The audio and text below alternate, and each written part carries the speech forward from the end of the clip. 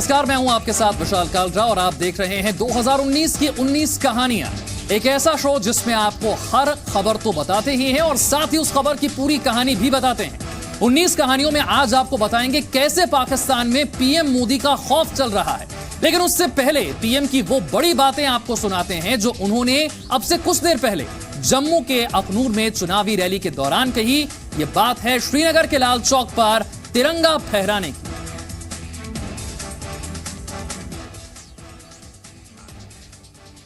आपके बीच में देखा है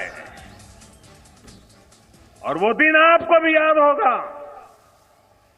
2.5 दशक पहले लाल चौक पर तिरंगा फहराते हुए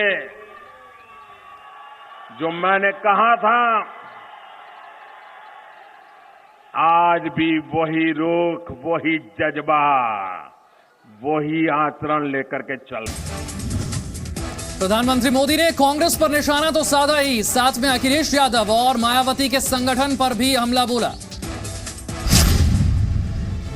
प्रधानमंत्री मोदी ने समाजवादी पार्टी, राष्ट्रीय लोकदल और बहुजन समाज पार्टी पर निशाना साधा और इनके गठबंधन को शराब बताया। सपा का स,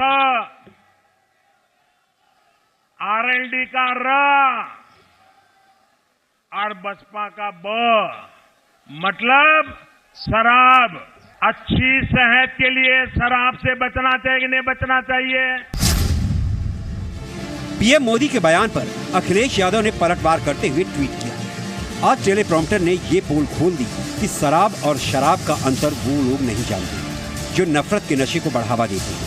शराब को मृग तृष्णा भी कहते हैं और ये वो धुंधला सपना है जो बीजेपी 5 साल से दिखा रही है। बीएसपी प्रमुख मायावती ने भी ट्वीट पर जवाब दिया। देश हित को सर्वोपरि मानकर ऐसी गरीब, लोकतंत्र और जन विरोधी सरकार से देश को मुक्ति दिलाने के लिए बीएसपी, समाजवादी पार्टी, रालोद ने गठबंधन किया है। वहीं कांग्रेस ने प्रधानमंत्री नरेंद्र मोदी पर देश के लोकतंत्र का मजाक उड़ाने का आरोप लगाया और कहा कि मोदी को देश से माफी मांगनी चाहिए। कांग्रेस पर हमला करते हुए प्रधानमंत्री मोदी ने कहा कि वो 8 साल की उम्र से सुन रहे थे कि कांग्रेस गरीबी हटा रही है, लेकिन गरीबी नहीं हटी। अब देश का गरीब भी कह रहा है कांग्रेस हटाओ, गरीबी अपने आप हट जाएगी। जब तक कांग्रेस किसी भी कोने में रहेगी, गरीबी भी रहेगी।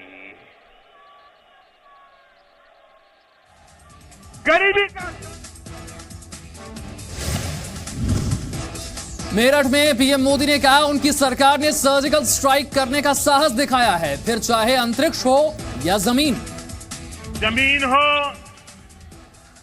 आसमान हो या फिर अंतरिक्ष, सर्जिकल स्ट्राइक का साहस आपके इस चौकीदार की सरकार ने दिखाया है। बात राहुल गांधी की, जो कांग्रेस के अध्यक्ष हैं। प्रियंका वाड्रा कहती हैं राहुल ही प्रधानमंत्री बनेंगे, लेकिन ममता बनर्जी तो आज भी राहुल को बच्चा मानती हैं। वहीं क्या प्रियंका वाड्रा ने चुनाव से पहले ही हार मान ली है? आइए देखते हैं। ममता बनर्जी ने कांग्रेस अध्यक्ष राहुल गांधी पर बच्चा होने का तंज कसा। पश्चिम बंगाल सरकार के खिलाफ राहुल के लगाए आरोपों पर ममता बोली, राहुल अभी बच्चे हैं। বলতে পারে ছেড়ে দিন, আমি এটা নিয়ে প্লিজ আমি একটা কথা বলি। তার কথা সে বলেছে, বলতে দিন না। ছোট ছেলে একটু বলতে চায়, বলুক না, কি যায় আসে। সে বলেছে বলে কি আমাকে বলতে হবে? আমি বলবো না, কারণ আমার বলার প্রয়োজন পড়ে না। राहुल ने आरोप लगाया था कि ममता सरकार और बंगाल की पूर्व लेफ्ट सरकारों में कोई अंतर नहीं। ममता किसी और को बोलने का अधिकार नहीं देती। अमेठी पहुंचने के बाद प्रियंका वाड्रा ने कार्यकर्ताओं को 2022 के चुनाव के लिए तैयार रहने को कहा। तैयारी कर रहे हो चुनाव की? आपका आशीर्वाद, आप आदेश करें। इस वाले की नहीं, इस वाली की तो तैयारी है ही। ये तो 22 के लिए आपका आदेश कर रहे हो। हाँ। प्रियंका वाड्रा के इस बयान के बाद हर कोई पूछ रहा है क्या प्रियंका ने 2019 लोकसभा चुनाव से पहले ही हार मान ली है। रायबरेली पहुंचते ही प्रियंका गांधी का सामना शहर में लगाए इन पोस्टर से हुआ।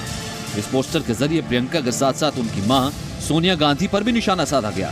रायबरेली सोनिया गांधी का संसदीय क्षेत्र है। इस बार भी वो यहीं से चुनाव लड़ रही हैं। इससे पहले अमेठी में पत्रकारों के सवाल पर प्रियंका ने कहा कि अगर पार्टी चाहेगी तो वो चुनाव लड़ने को तैयार हैं। अगर मेरी पार्टी कहेगी कि चुनाव लड़ना है तो मैं जरूर लड़ूंगी। और आइए आपको दिखाते हैं किस नेता के बिगड़े बोल, किस नेता की जुबान फिसली और राजनीति का स्तर कितना गिर गया।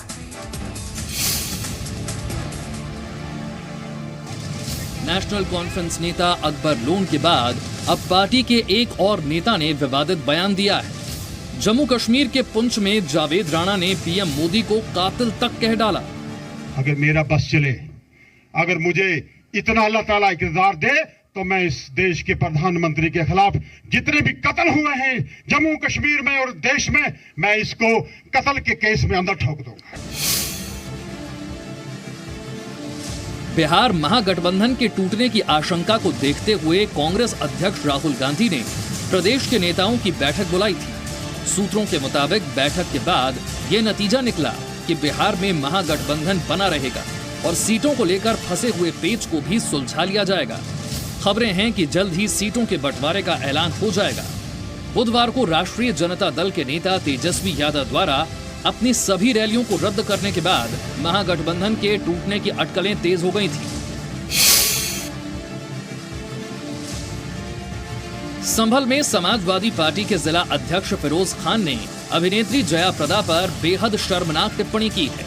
जया प्रदा जी तो मैं तो एक दिन बस में जा रहा था तो उनका काफिला जा रहा था, जाम लगा था, तो मैंने बस में से उतर के उनको देखने की कोशिश की और ये भी कि हो सकता है कि जाम खुलवाने के लिए कहीं ठुमका न लगाते हैं, तो बड़ी अजीब सी बात है। और रामपुर में तो रामपुर की शामें बड़ी रंगीन हो जाएंगी।